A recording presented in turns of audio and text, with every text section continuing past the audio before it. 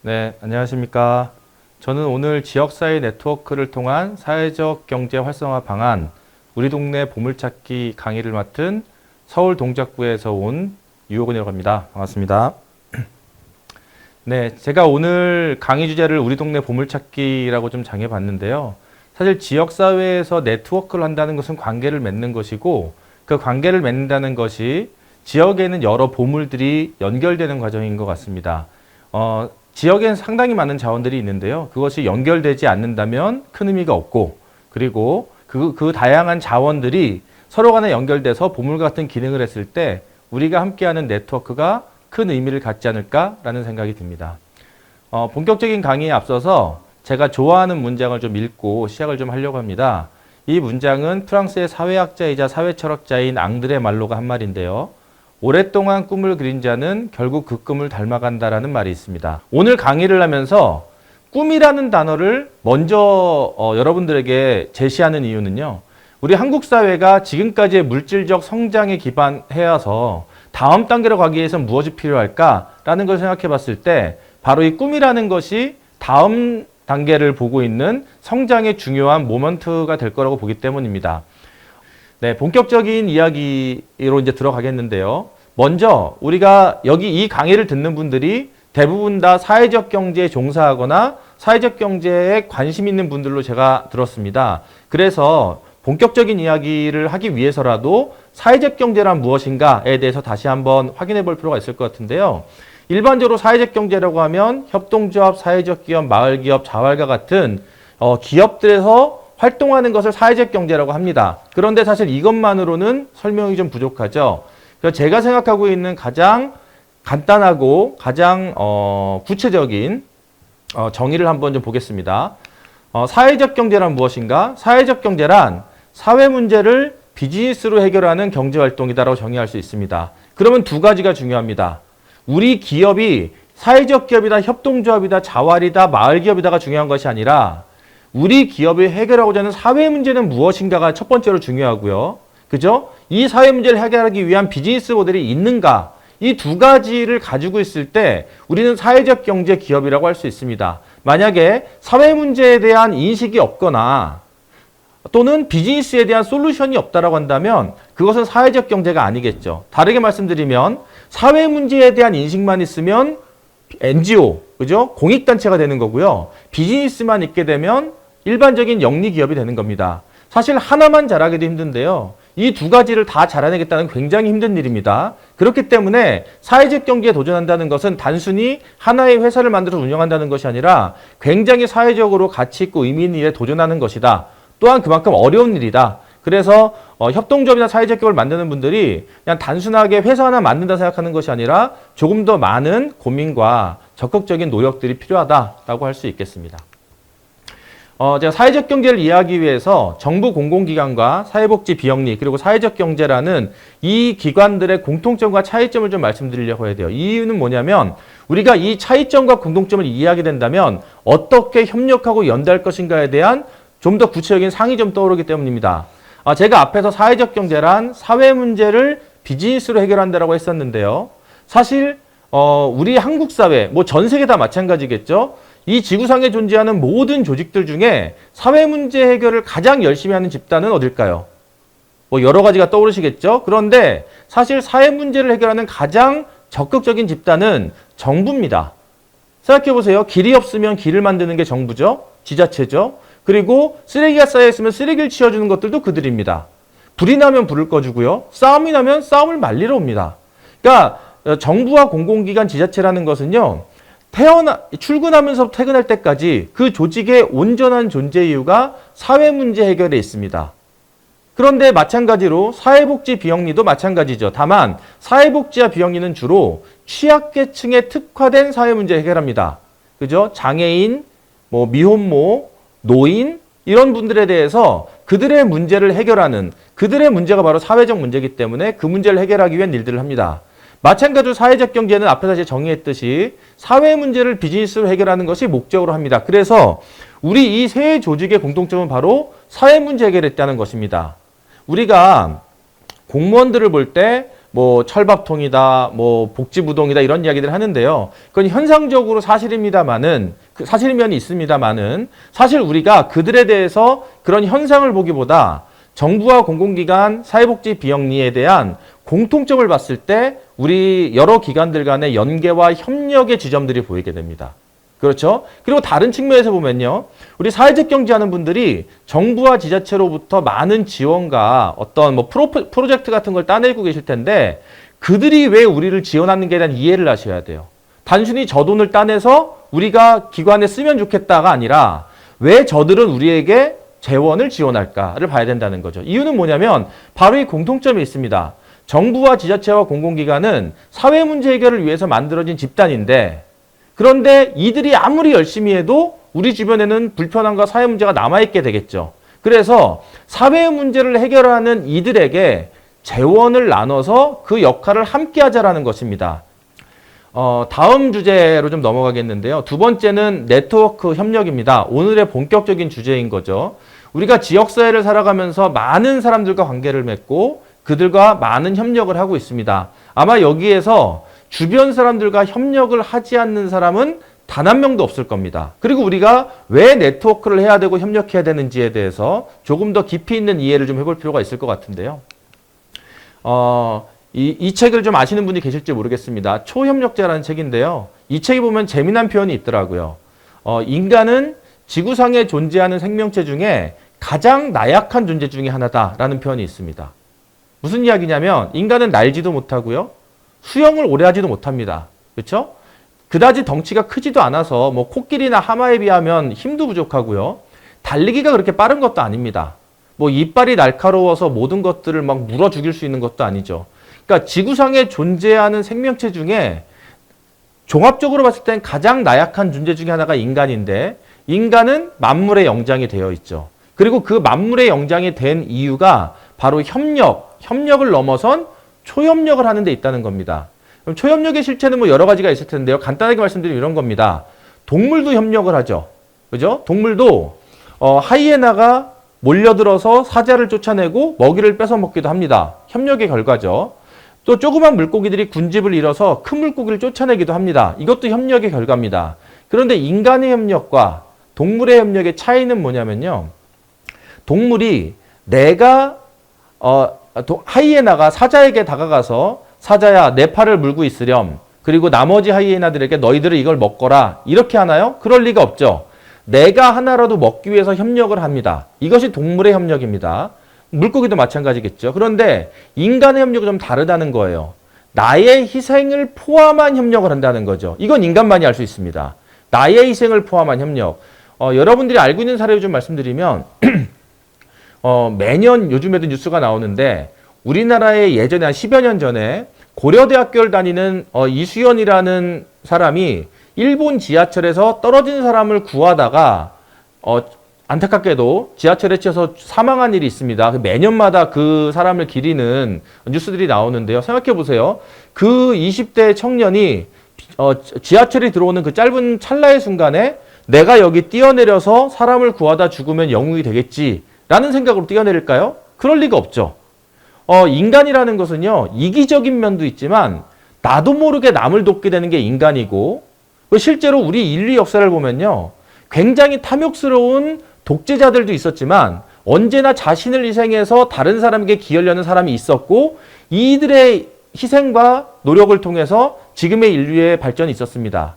그러면 우리 사회적 경제라는 건 뭐냐면요. 바로 이타심의 긍정성을 계속적으로 키워서 연계와 협력의 힘을 키워나가는 것이 우리가 추구해야 될 가치이자 프로세스라는 겁니다. 그러면 다르게 말씀드리면 지역사회에서 네트워크를 통해서 플러스를 만드는 사람은요. 바로 이타심의 근거에서 연대와 협력을 키우는 사람인 겁니다.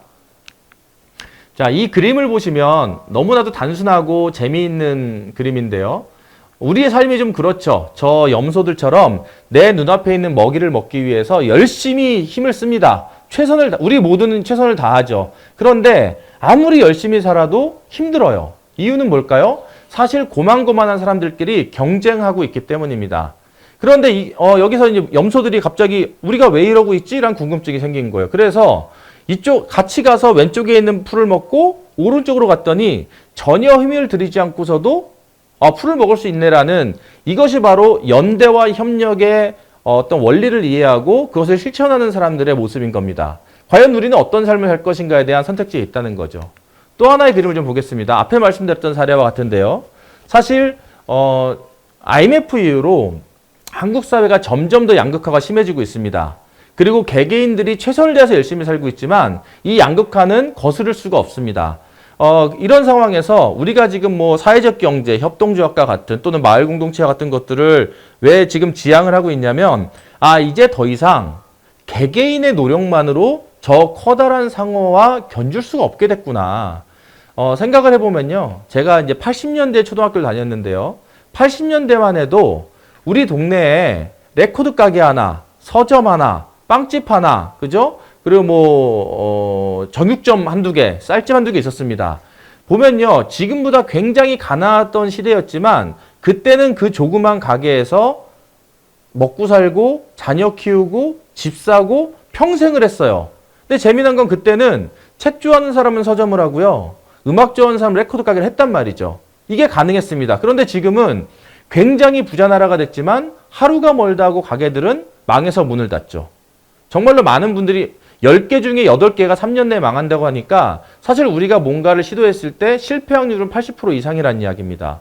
이게 좀 이상한 겁니다. 왜 과거보다 열심히 살고 있고 과거보다 부자가 됐는데 우리의 삶은 안정적이지 못할까를 보면 과거에는 작은 동네였고 경제적으로는 약했지만 이 안에서 서로 간의 연대와 협동 그리고 우리 안에서 경제가 돌아갔던 겁니다. 그런데 지금은요. 여기 그림에서 보시는 커다란 상어처럼 큰 상어가 우리 동네에 있는 모든 양분들을 뺏어가고 있는 거예요. 그런데 우리들이 이제 연계와 협동이 줄어들다 보니까 다 개개인이 되면서 우리는 열심히 살고 있지만 계속 저 상어만 배불리는 일을 하고 있는 거죠. 지금 우리에게 연대와 협동이 필요한 이유는 저 상어를 이기기 위해서가 아니라 굉장히 힘든 일입니다. 그런데 우리의 삶을 지키고 유지하기 위해서 바로 연대와 협동이 중요하고요. 그것은 이따가 사회적 자본이라는 개념으로 다시 한번 설명을 좀 드리도록 하겠습니다. 지금까지 제가 우리가 왜 연대하고 협동하고 네트워크해야 되는가에 대해서 원리를 좀 말씀드렸다면 제가 몇 가지 사진을 가지고 좀 이야기를 좀 풀어볼게요. 자, 여기 있는 사진은 서울의 한 달동네입니다. 그리고 이 사진에 대해서 설명을 좀 드릴 건데 우선 여러분들이 이 사진을 보면서 느낌이 어떠신가요? 뭐 밝다, 행복하다, 아름답다, 또는 우울하다, 답답하다, 짜증난다 어떤 걸까요? 아마도 절반 이상은 주로 부정적인 이미지가 느껴질 겁니다. 이렇게 설명하면 더 쉽겠죠. 자, 저 동네에서 살고 싶으세요? 살기 싫으세요? 라고 물어본다면 대부분은 살고 싶지 않다고 할 겁니다. 그런데 제가 예를 한번 들어볼게요. 지금부터는 거짓말이긴 하지만 사실이라고 하고 들어보세요.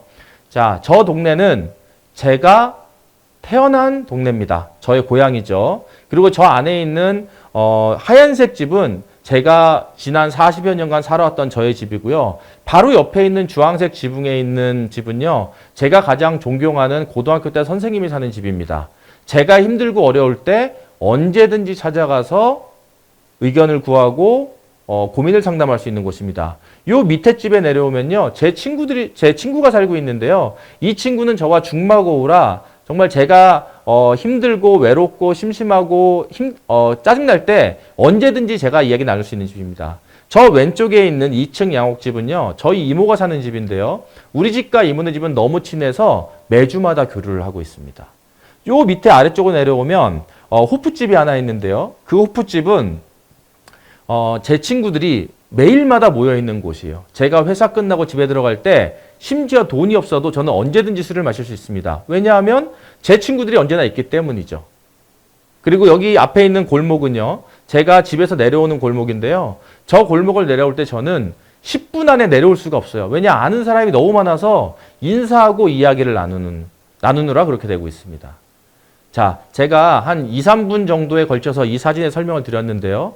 조금 전에 봤던 느낌과 지금의 느낌이 어떠세요? 아마 많이 달라져 있을 겁니다. 그죠? 저 사진은 점 하나 바뀌지 않았습니다. 그런데 제가 잠깐의 설명을 한 것만으로도 사진에 대한 느낌이 달라졌죠. 뭐 제가 이제 강의 때 많이 해보면 뭐 훈훈하다, 뭐 살기 좋을 것 같다, 뭐 정감이 간다 이런 얘기들 많이 하시는데요. 자, 우리가 마을을 바라보는 데 있어서 지역사회 네트워크를 하는 데 있어서 많은 분들이 부정적인 언어, 우리 동네는 안 돼, 우리 동네는 없어, 이런 이야기를 많이 하십니다. 제가 이런 형태의 강의를 뭐 꽤 많이 다녔는데 쭉 저희 지역의 사례들을 말씀드리면 거의 99%의 사람들이 이렇게 얘기를 해요. 참 그 동네는 좋겠네요. 우리 동네는 애들이 없고 관심이 없고 열정이 없고 돈이 없고 사람이 없고 그래서 안 되는데라는 이야기들을 거의 다 하십니다. 그런데 역으로 전국적으로 사례가 된 모델들도 처음 출발은 똑같았었어요. 우리 동네는 안 돼. 모두가 그랬습니다. 그런데 거기 동네마다 누군가 한 명씩이 있었고 그 한 명이 시작을 했더라고요. 그 사회 변화 이론 중에 보통은 3인 이론이 있습니다. 3명이 모이면 사람들이 모이고 그것이 구체화될 가능성이 있다는 거죠. 뭐 TV에서 실험들도 보셨을 텐데 한 명이 저 하늘을 가르치고 있으면 아무것도 없는 하늘을 가르치고 있으면 사람들이 흙깃 보고 가버립니다. 그런데 2명이 가르치고 있잖아요. 그러면 역시 흙깃 보긴 사람이 늘긴 하지만 그냥 지나갑니다. 그런데 3명 이상이 하늘을 가르치고 있으면 사람들이 모여들기 시작해요. 정말 뭐가 있나 봐 라고 하는 거죠. 그래서 3인 이론이 사회 변화 이론의 이제 하나의 중요한 이론인데 여기서 저는 또 재미난 이론을 하나 더 말씀드리려고 그래요. 2인 이론이 있습니다. 세상을 바꾸려면 2명만 있으면 된다. 무슨 얘기냐면 세상을 바꾸겠다고 덤비는 미친놈과 그 미친놈을 돕는 더 미친놈이 있으면 된다는 거죠. 이 이야기는 뭐겠습니까? 모두가 안 된다고 할 때 세상을 바꾸겠다고 덤비는 미친놈이란 좀 속된 표현이라 죄송합니다만은 뭐냐면 바로 모두가 안 된다고 할 때 되지 않을까라고 하는 긍정의 언어를 쓰는 사람이에요. 대부분의 지역이 그렇게 시작이 됐습니다. 그런데 그 미친 사람 한 명만으로는 안 되겠죠. 이 미친 사람을 돕는 더 미친놈이 누구냐면 바로 협력자입니다. 조력자고 협력자고 함께 만들어가는 동료입니다. 바로 이렇게 나 혼자서 일단 변화를 시도하는 한 명이 있어야 되겠지만 그 변화를 돕는 한 명이 더 붙는다고 한다면 사실 우리 지역사회 어느 지역사회건 간에요. 도시건 농촌이건 뭐 수도권이건 지방이건 그 어디건 간에 저는 이미 우리가 만들려고 하는 변화에 모든 것이 있다고 생각을 합니다. 다만 그 가능성을 보는 사람과 못 보는 사람이 있죠. 사실 우리 지역사회는요. 굉장히 많은 자원과 굉장히 많은 에너지가 있습니다. 그리고 지역사회 네트워크, 그리고 지역사회 네트워크의 역할은 뭐냐면 바로 없는 것을 만드는 것이 아니라 이미 있는 그 자원들을 찾아내고 연결하는 것이라는 거죠. 제가 드리고 싶은 메시지 핵심은 이겁니다. 동네 안에 다 있다. 그리고 이 메시지가 없이는 이 메시지가 없는 사람은 지역사회 네트워크를 성공할 수가 없습니다. 그렇지 않습니까? 네, 지역사회에서 네트워크를 하기 위해서 중요한 것은 무엇일까요? 바로 상상력이라고 할 수 있습니다. 상상력이란 없는 것을 보는 것이 아니라 있는 것을 자세히 보는 것이다라는 말이 있습니다. 우리가 상상력이라는 것이 굉장히 전혀 경험하지 못하고 보지 못한 것들일 것 같지만 사실은 있는 것들을 자세히 봐서 남들이 보지 못하는 것을 보는 것이 상상력의 힘이라는 겁니다. 제가 지역에서 네트워크를 통해서 지역사회를 변화시키는 걸 얘기하면서 왜 이런 얘기를 할까요? 우리 마을이 그렇기 때문입니다. 자, 제가 하나의 퀴즈를 좀 내볼게요. 있다 없다입니다. 자, 뻔한 질문을 해볼게요. 자, 새우는 팔뚝만한 생물인가요? 맞나요? 아닌가요? 자, 이렇게 여쭤보면 거의 대부분의 분들은 말도 안 되는 소리 하고 있네 라고 할 겁니다. 그런데 이 그림을 보시면 아, 내가 실수했구나 싶으시겠죠? 이 새우는 베트남의 타이거 새우입니다. 하나의 질문을 더 해볼게요. 자, 새우는 부들부들한 융단 같은 솜털이 있는 생물인가요? 아닌가요? 자, 이렇게 물으면 또 많은 분들이 그런 게 어딨어? 말이 돼? 라고 하시겠죠. 바로 이 꼬리 부분에 솜털이 있어서요. 불에 타기 시작하니까 가시처럼 뾰족뾰족해진 거예요. 그래서 야, 새우한테 솜털이 있었구나라는 걸 처음 알게 된 거죠. 사실은 여기에서 팔뚝만한 새우나 새우의 솜털은 있거나 없거나의 문제가 아니에요. 자세히 본 사람의 문제이고 가능성을 긍정하는 사람과 아닌 사람의 문제입니다. 이미 우리 마을 안에는 우리 동네 안에는요. 굉장히 많은 것들이 있습니다.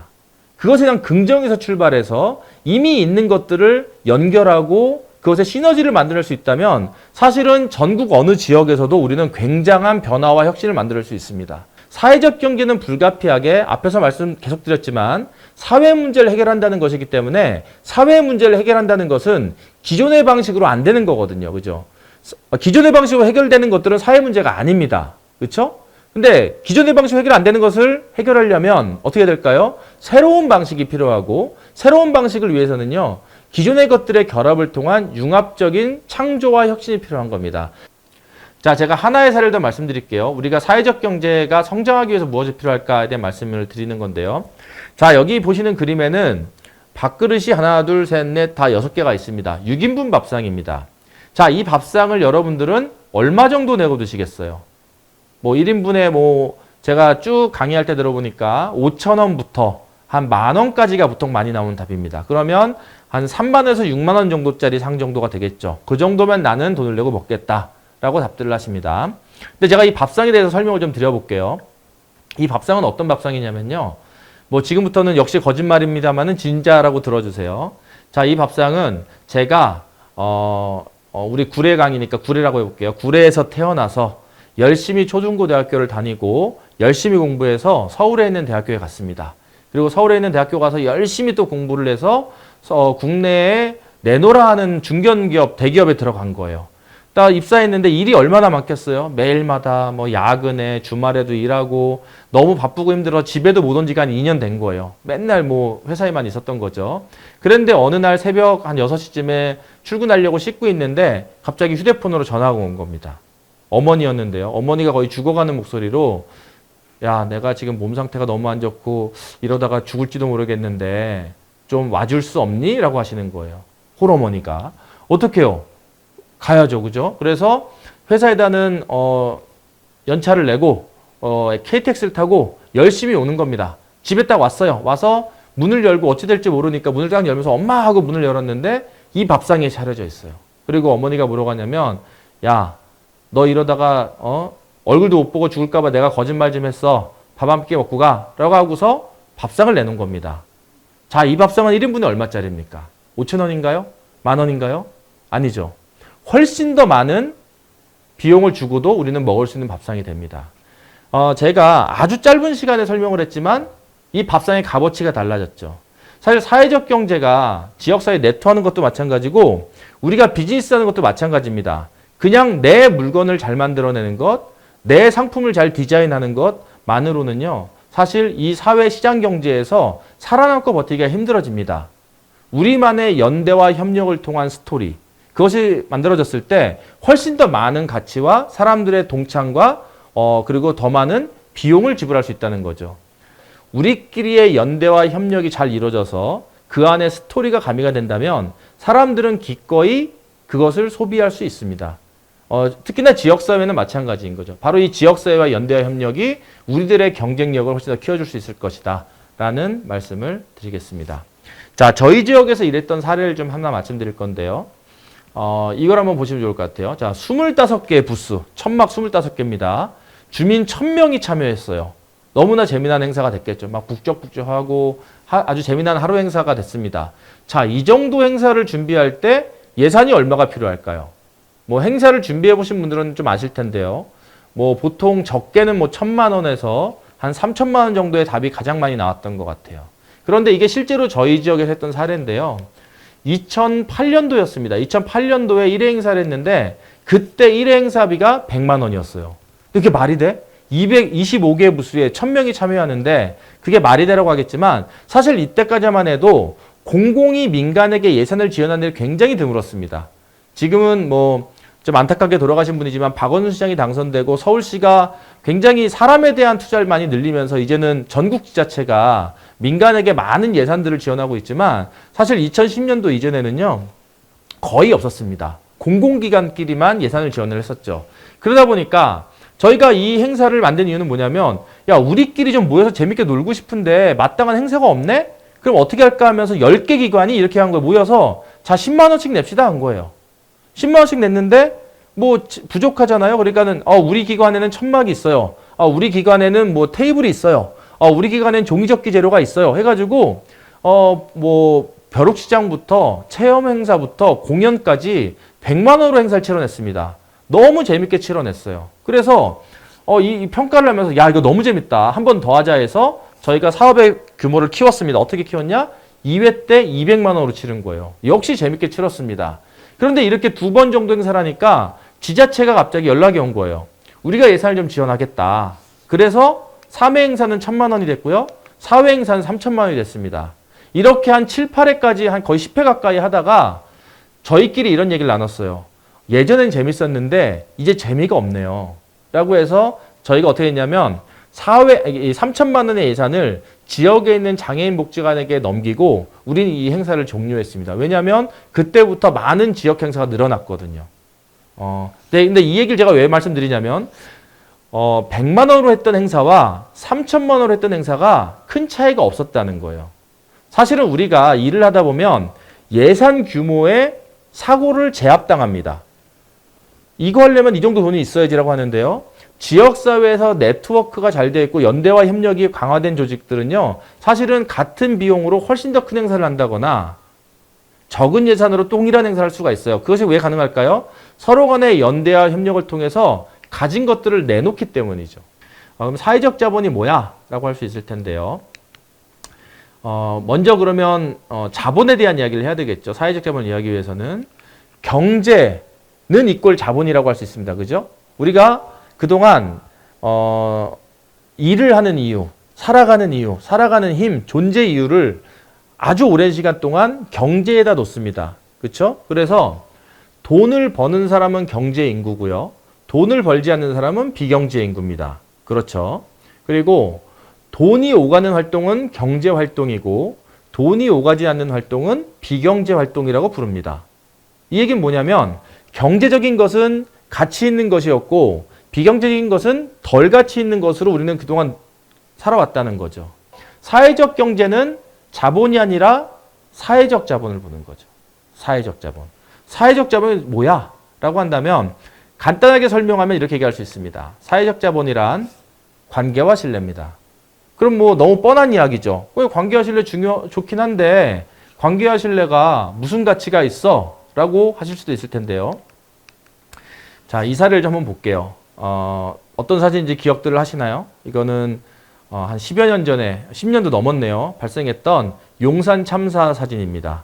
용산의 철거민들이 경찰 진압에 맞서다가 안타깝게도 큰 불이 나서 철거민 대여섯 명과 경찰 특공대 한 명이 목숨을 잃은 안타까운 일이 있었는데요.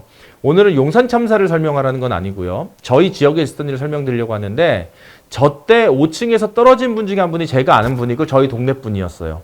그리고 그분이 이명박 정부 초기에, 저 사건이 이명박 정부 초기 때 벌어진 일이거든요.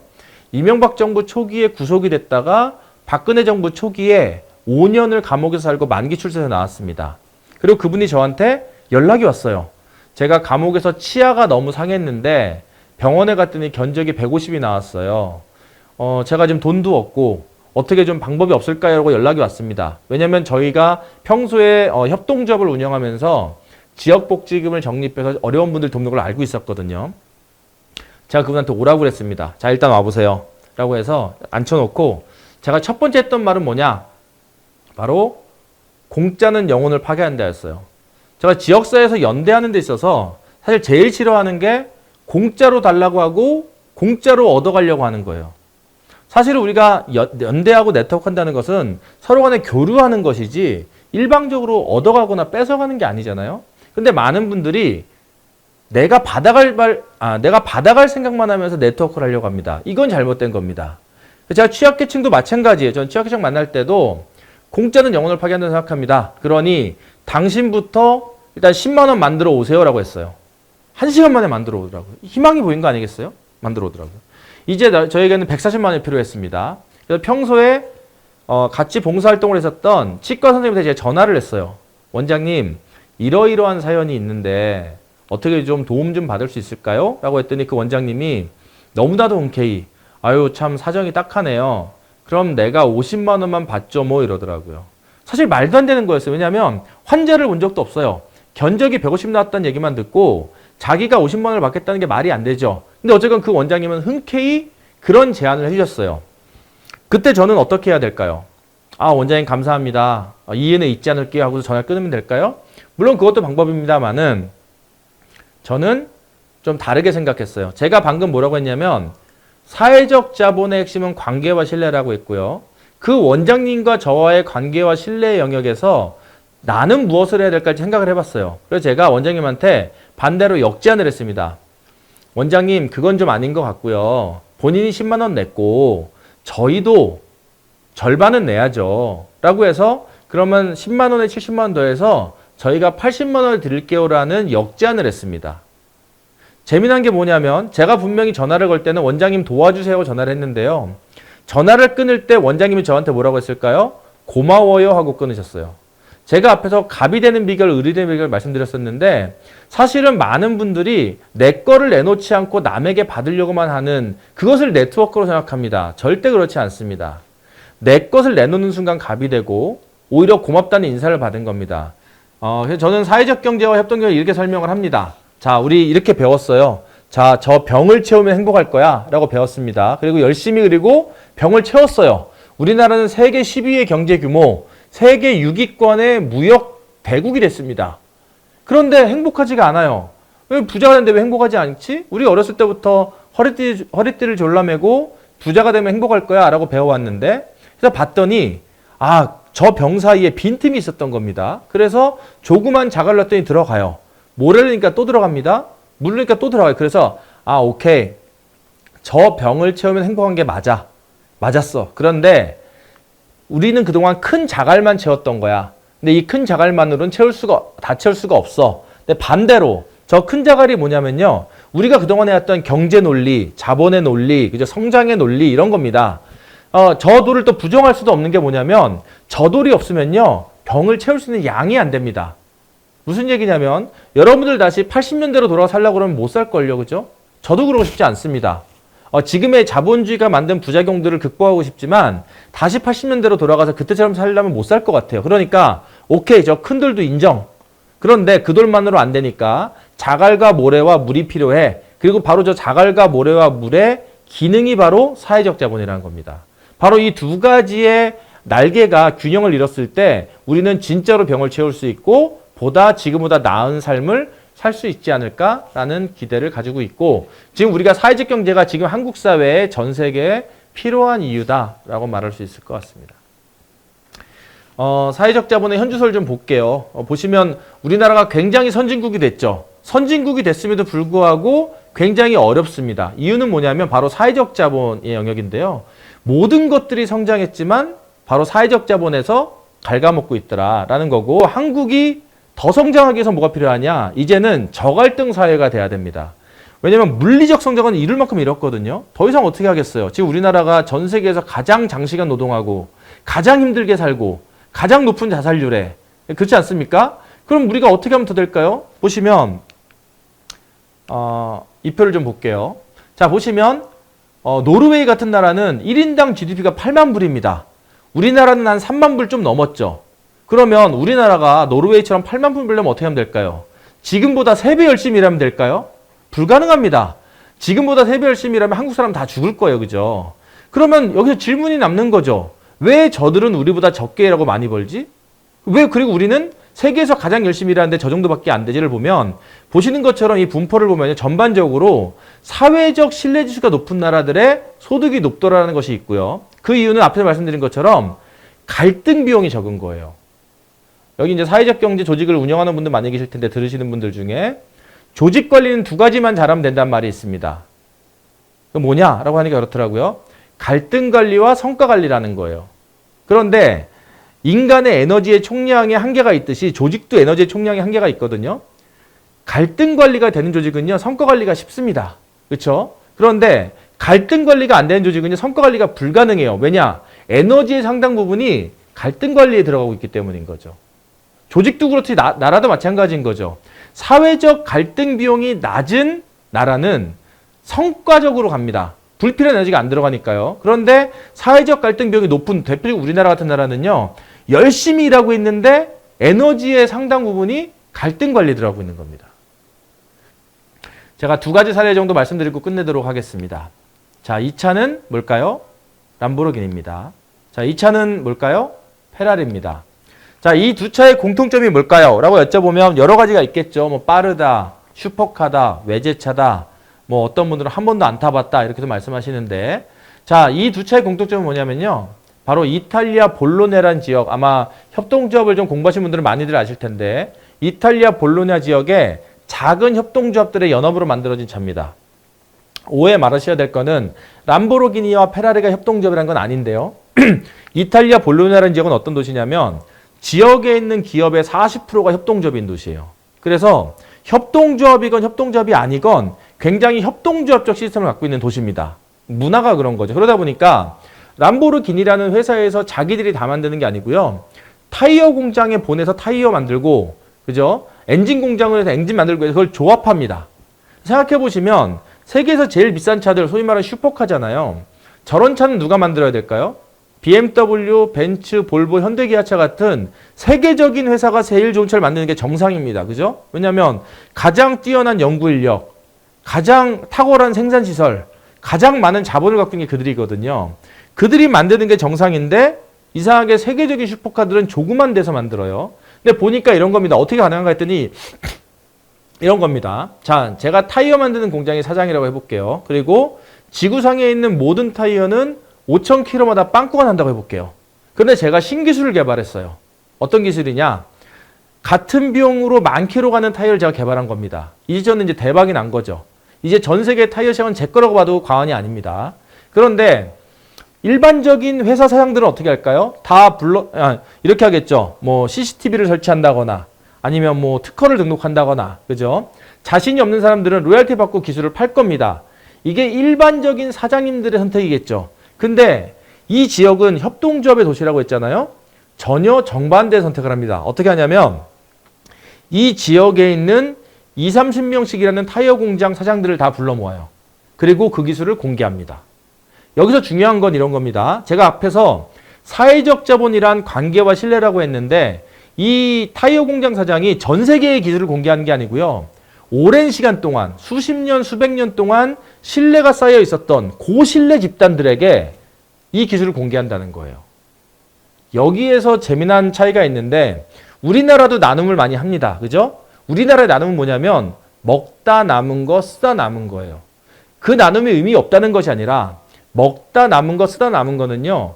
고부가 가치는 불가능합니다. 그런데 아주 높은 신뢰 집단인 저들은 어떻게 하냐면 내가 가진 것 중에 가장 좋은 걸 공유합니다. 어떻게 하면 될까요? 이 지역에 있는 타이어 공장 사장들을 이제 10,000km부터 연구하면 되는 거예요. 그렇게 업그레이드가 돼서 전 세계에서 가장 비싸고 좋은 차들이 저곳에서 나오는 겁니다. 이제 우리도 가장 좋은 것을 공유하는 고신뢰 집단들과 함께 내가 가진 좋은 것들을 숨기는 게 아니라 가장 좋은 것을 공유해서 더 좋은 것을 만드는 일들을 해야 된다는 거죠. 그렇게 됐을 때 같은 노동시간으로 더 높은 수익을 만들 수 있다라고 보는 겁니다. 네, 이상으로 제가 오늘 드리고 싶은 이야기들 좀 말씀드렸는데요. 사회적 경제가 아직은 많이 어렵습니다. 왜냐하면 우리 사회적 역사가 길지도 않고요. 그리고 너무 아래로부터 올라온 생태계가 아니라 필요에 따라서 정부에서 예산을 투입해서 많이 만들다 보니까 혼란도 좀 많이 있는데요. 저는 장단컨대 사회적 경제는 당분간 점점 더 발전할 것이고 사회적 경제가 만드는 변화가 긍정적일 거라고 생각합니다. 우리 구례 지역에 있는 사회경제 관계자들께서도 서로 간의 연대와 협력을 통해서 머지않은 장래에 람보르기니와 제스프리를 만들어내시길 기대하면서 제 오늘 강의를 마치도록 하겠습니다. 감사합니다.